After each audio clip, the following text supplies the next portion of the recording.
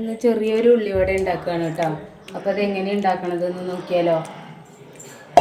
ഞാനിങ്ങനെ ചിലപ്പോൾ ഇങ്ങനെ ഇരിക്കുമ്പോൾ ചെറുതായിട്ട് ഇങ്ങനെ ഉണ്ടാക്കണം എന്നൊക്കെ തോന്നുമ്പോഴേ അധികാർക്ക് വേണ്ടെന്ന് പറയുമ്പോൾ രണ്ട് സബോളയൊക്കെ എടുത്തിട്ട് ഇങ്ങനെ ചെയ്യാറുണ്ട് കേട്ടോ. സബോള എടുത്തിട്ടുണ്ട്, അതിൽ പച്ചമുളക് ഇട്ടിട്ടുണ്ട് കേട്ടോ.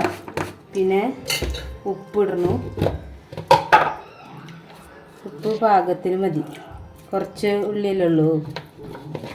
മഞ്ഞൾപ്പൊടി ഇട്ടു, കുറച്ച് മതി.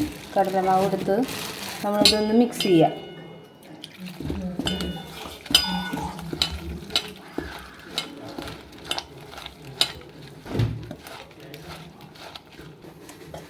ചീഞ്ചട്ടി വെച്ചിട്ട് നമ്മൾ അതിലേക്ക് എണ്ണ ഒഴിക്കുകയാണ്.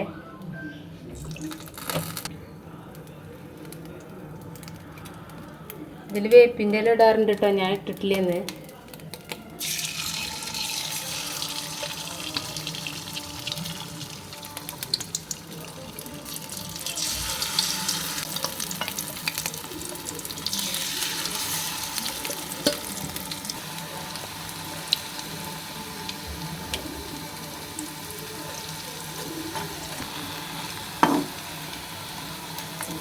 നമ്മുടെ ഉള്ളിവട റെഡി ആയിട്ടുണ്ട് കേട്ടോ.